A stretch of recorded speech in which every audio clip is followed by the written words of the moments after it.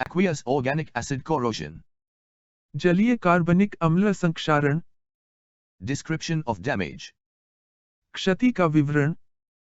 Organic compounds present in some crude oils decompose in the crude furnace to form low molecular weight.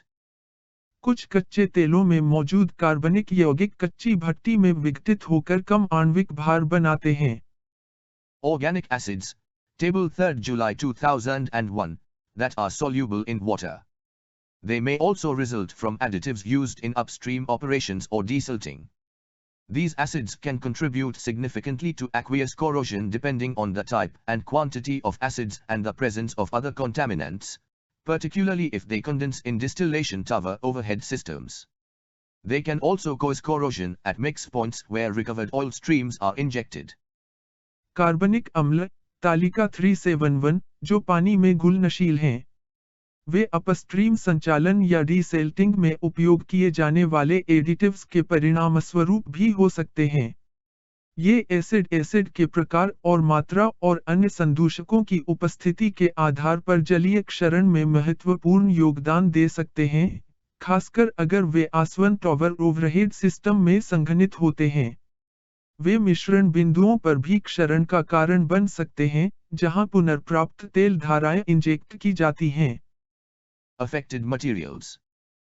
प्रभावित सामग्री। A. Carbon steel and low alloy steels are affected. Carbon steel और कम मिश्र धातु steel प्रभावित होते हैं। B. Most corrosion-resistant alloys used in crude tower overhead systems are generally not affected. Austenitic stainless steels are generally resistant, but this mechanism is often associated with streams that cause inorganic acid corrosion as well as pitting and SCC due to halogens, e.g. chlorides, so their use should be avoided unless it is known that halogens are not present. B. कच्चे tower overhead system में उपयोग की जाने वाली अधिकांश संक्षारण प्रतिरोधी मिश्र धातुएं आम तौर पर प्रभावित नहीं होती हैं।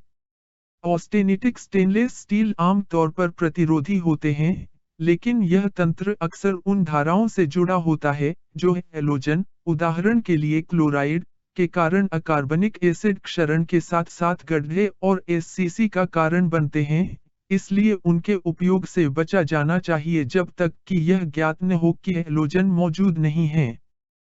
Critical factors. महत्वपूर्ण कारक। A. Corrosion is a function of the type and quantity of organic acids, metal temperature, fluid velocity, system pH, and presence of other acids. A. संक्षारण कार्बनिक एसिड के प्रकार और मात्रा, धातु तापमान, द्रव वेग, सिस्टम पीएच और अन्य एसिड की उपस्थिति का एक कार्य है। B. The low molecular weight organic acids that are formed include formic acid, acetic acid, propionic acid, and butyric acid. B. कम आणविक भार वाले कार्बनिक अम्ल जो बनते हैं, उनमें formic acid, acetic acid, propionic acid और ब्यूटिरिक एसिड शामिल हैं। C. The lower molecular weight acids such as formic acid and acetic acid are the most corrosive. They are soluble in naphtha and are extracted into the water phase, once the water condenses, and contribute to a reduction of pH.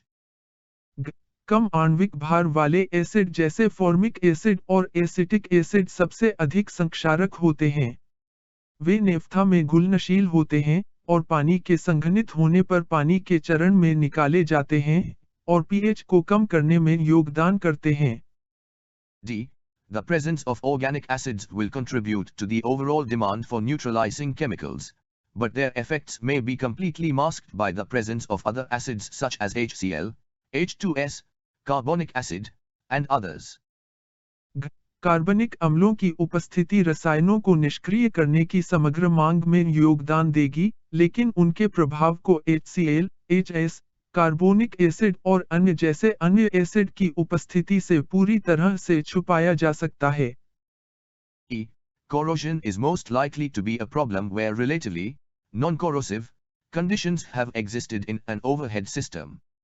When there is a sudden increase in low molecular weight organic acids, it can reduce the pH of the water in the overhead system and cause a potentially unexpected increase in neutralizer demand.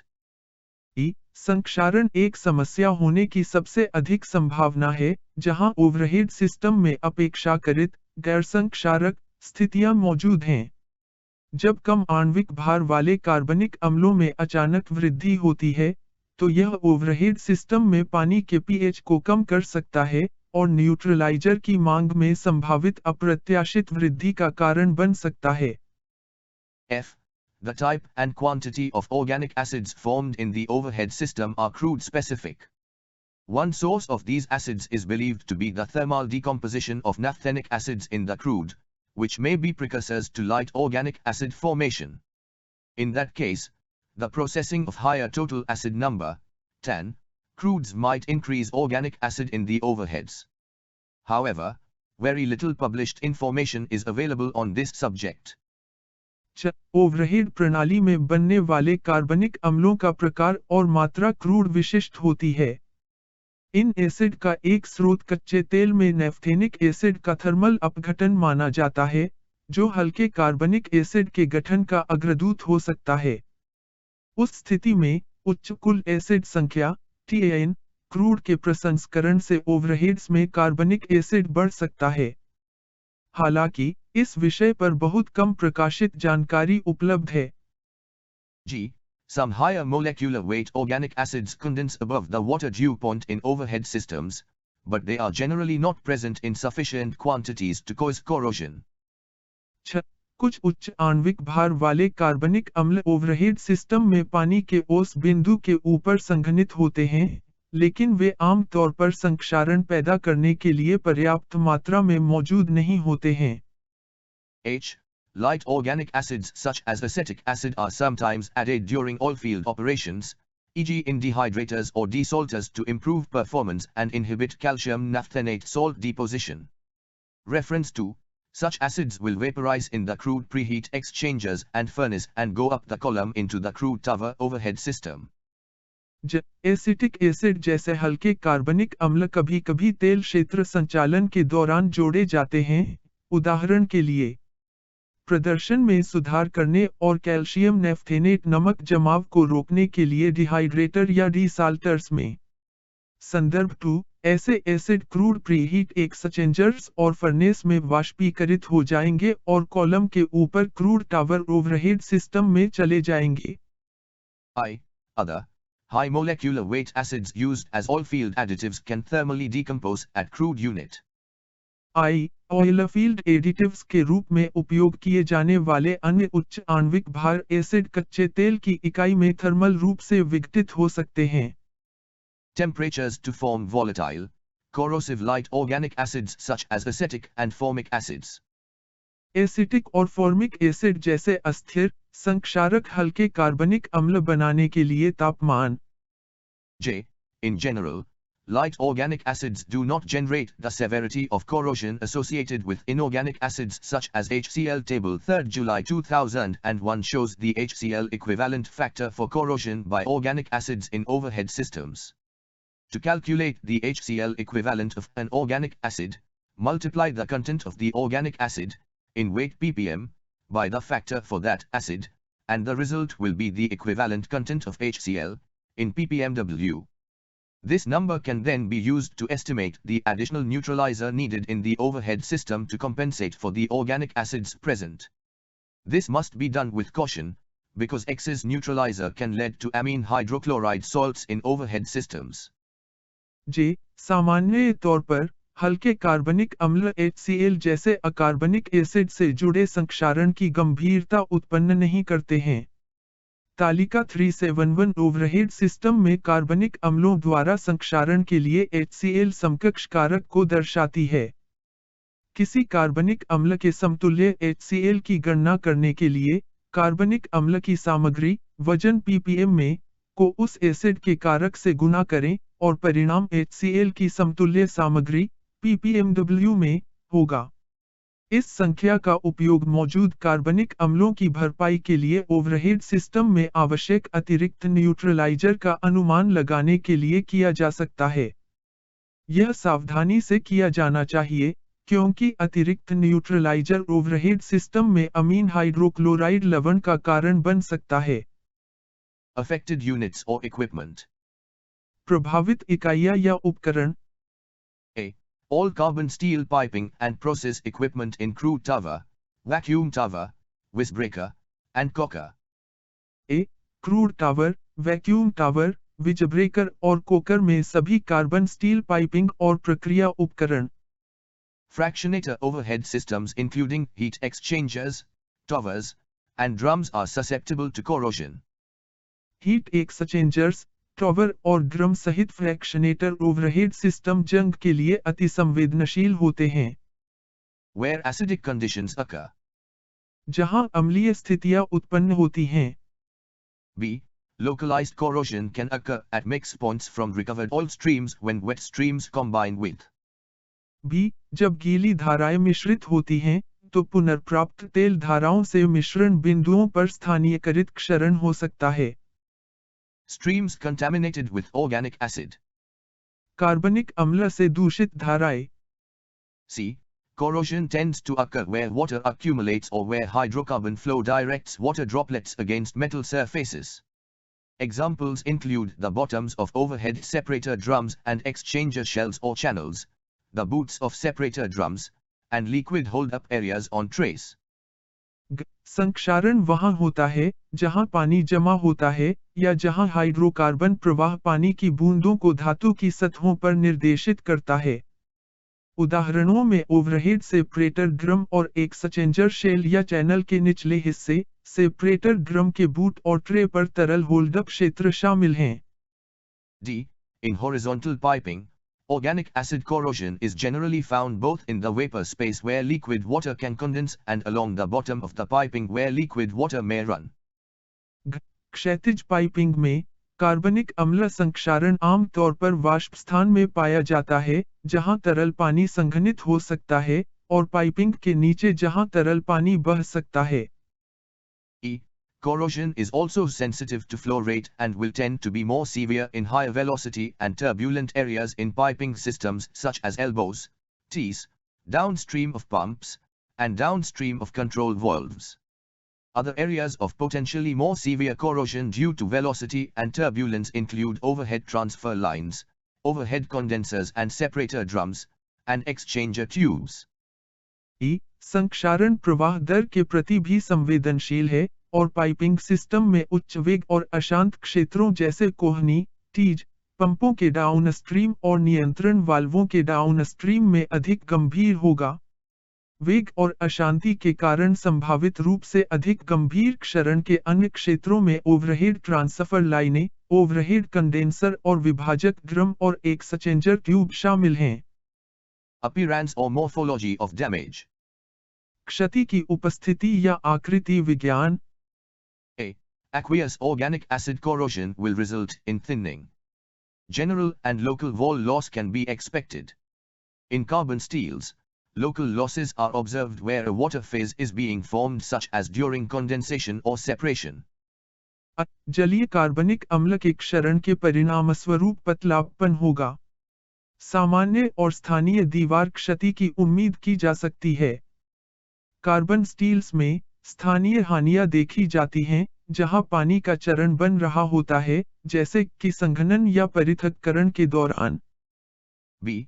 Light organic acid corrosion typically leaves the corroded surface smooth and damage may be difficult to distinguish from corrosion by other acids in the overhead system. It is sometimes mistaken for HCl corrosion or carbonic acid, CO2, corrosion. B. हल्के कार्बनिक अम्ल संक्षारण से आमतौर पर संक्षारणित सतह चिकनी हो जाती है, और ओवरहेड सिस्टम में अन्य एसिड द्वारा संक्षारण से क्षति को अलग करना मुश्किल हो सकता है। इसे कभी-कभी HCl संक्षारण या कार्बोनिक एसिड CO संक्षारण समझ लिया जाता है। C. In pipe or other equipment where there is significant flow, the surfaces are sometimes smoothly grooved. Pipe या अन्य उपकरणों में जहां महत्वपूर्ण प्रवाह होता है, सतहें कभी-कभी सुचारू रूप से खांचेदार होती हैं। D. Localized pitting occurs in low velocity or condensing conditions. स्थानीयकृत गड्ढा कमवेग या संघनक स्थितियों में होता है। Prevention mitigation. रोकथाम शमन। A. Corrosion caused by light organic acids in crude unit overhead systems can be minimized through the crude unit overhead system में हल्के कार्बनिक अम्लों के कारण होने वाले क्षरण को इसके माध्यम से कम किया जा सकता है। injection of an acid neutralizing additive. However, problems may arise when frequent changes in crude acid निष्क्रिय करने वाले योजक का इंजेक्शन। हालांकि क्रूड में बार बार बदलाव होने पर दिक्कतें आ सकती हैं। blends lead to frequent changes in neutralizer demand. मिश्रणों से न्यूट्रलाइजर की मांग में बार बार बदलाव होता है। B. The 10 of the crudes being processed can be used as an initial guide to determine the neutralizer. B. संसाधित किए जा रहे कच्चे तेल के TAN का उपयोग न्यूट्रलाइजर निर्धारित करने के लिए प्रारंभिक मार्गदर्शिका के रूप में किया जा सकता है। Requirement.